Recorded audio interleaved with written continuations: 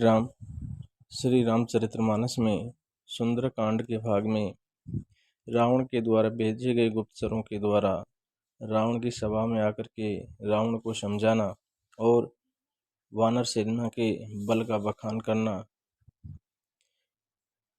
दिवि विद्य मयंद नील नल, दिवि विद्य मयंद नील नल, अंगद गद विकटासी, दधि मुख के हरे निसट सट, जामवंत बल राशि।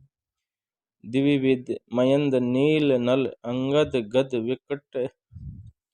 विकटासे, दधि मुख केसरी निसट सट और जामवंत, ये सभी बल की राशि हैं। एक कपि सब सुग्रीव समाना, इन सम कोटिन गनई कुनाना। ये सब वानर बल में सुग्रीव के समान है और इनके जैसे एक दो नहीं करोड़ हैं। उन बहुत सौ को गिन ही कौन सकता है।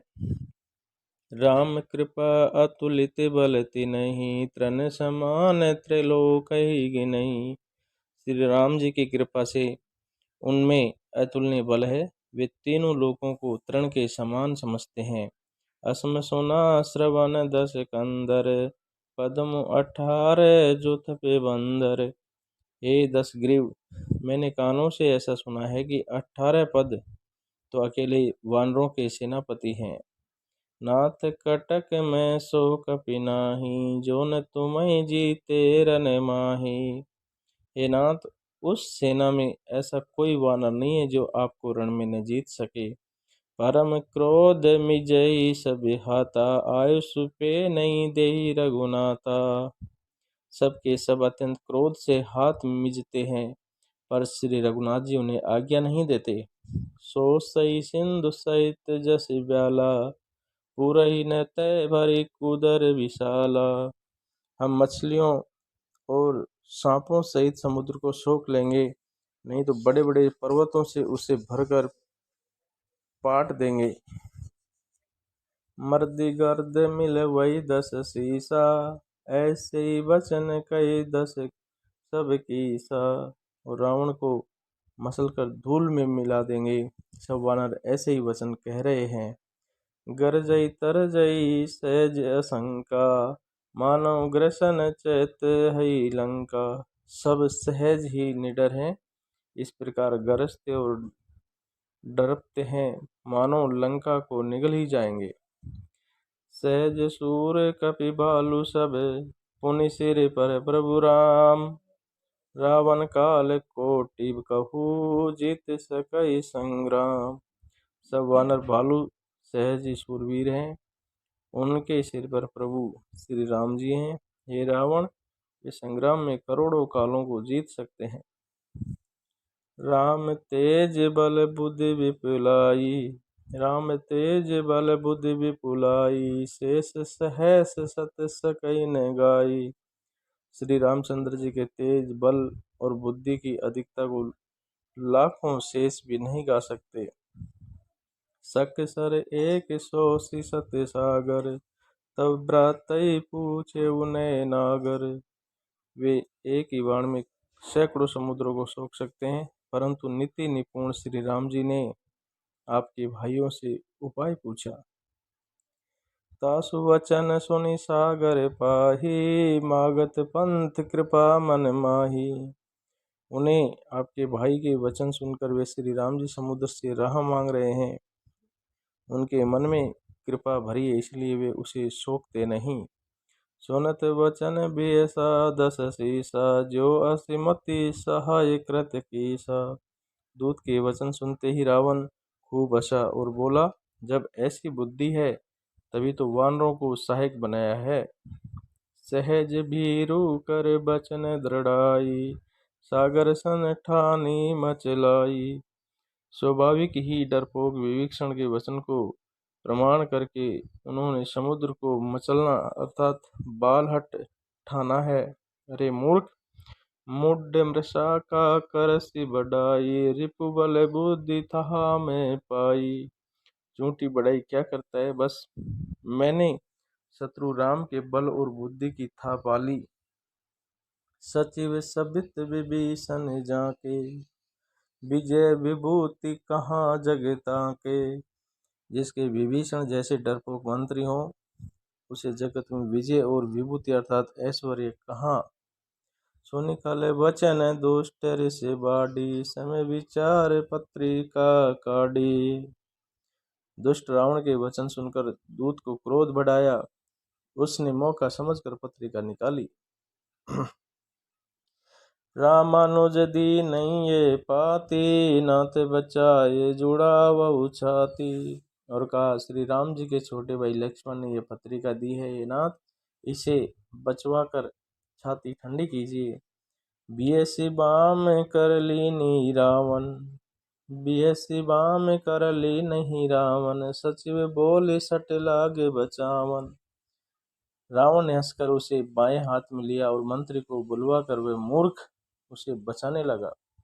बातन मनई रिजाय सट, जनि घाल कुल खीस, राम विरोधन उबरसी, शरण विष्णु अजईस। पत्रिका में लिखा था, अरे मूर्ख, केवल बातों से ही मन को रिझा कर अपने कुल को नष्ट भ्रष्ट न कर। श्री राम जी से विरोध करके तू विष्णु ब्रह्मा और महेश की शरण जाने पर भी नहीं बचेगा। की तज मान अनुज इव, प्रभु पद पंकज भृंग, होई की राम सरानल, खल कुल सहित पतंग।